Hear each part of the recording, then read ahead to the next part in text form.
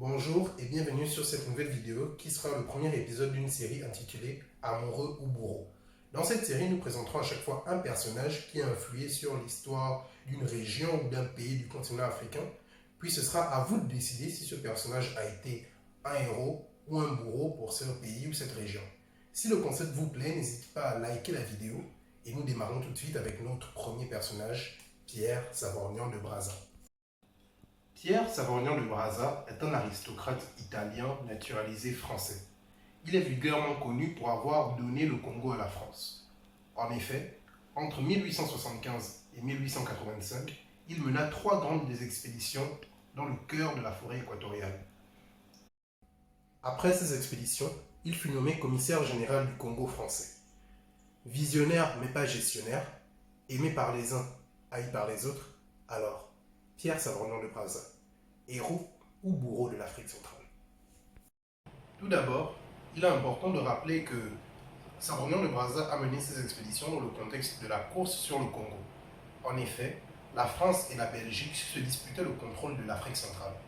Le roi belge, Léopold II, avait envoyé son journaliste et explorateur Henry Morton Stanley, surnommé le briseur de rocs. Ce dernier n'hésitait pas à massacrer tout ce qui s'opposait à son évolution dans le continent. Savorgnan de Brazza et la France, eux, étaient un peu plus pacifiques. Ils signaient des accords avec les chefs africains pour mettre les territoires de ces chefs africains sous protection française. Mais ces accords n'avaient d'accord que le nom.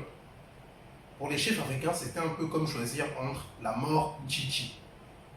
Hé, toi, étranger, la mort ou Chichi, hein? La mort, please.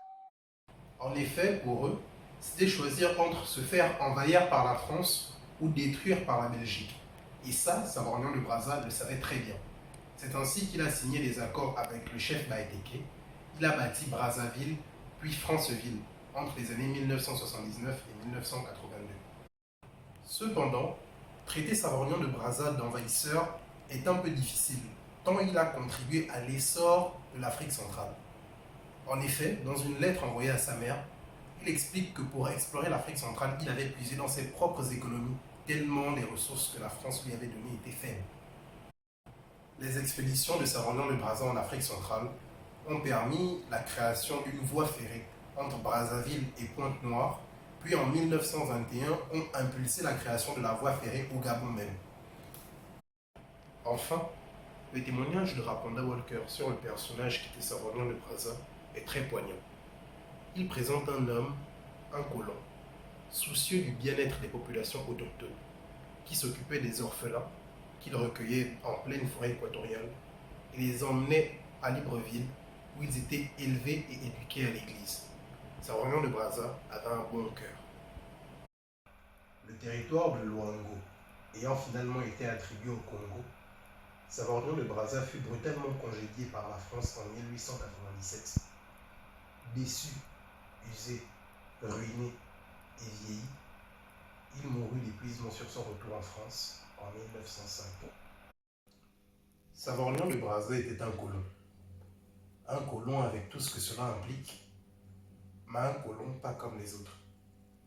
Monsieur de Brazza était en effet un colon soucieux du bien-être des populations autochtones, soucieux du bien-être des populations qu'il colonisait. Alors, Savorgnan de Brazza, amoureux ou bourreau du Gabon? C'est à vous de voir. Si vous avez des idées de personnages, n'hésitez pas à me le faire savoir en commentaire et à vous abonner à la chaîne pour ne pas rater les prochaines vidéos.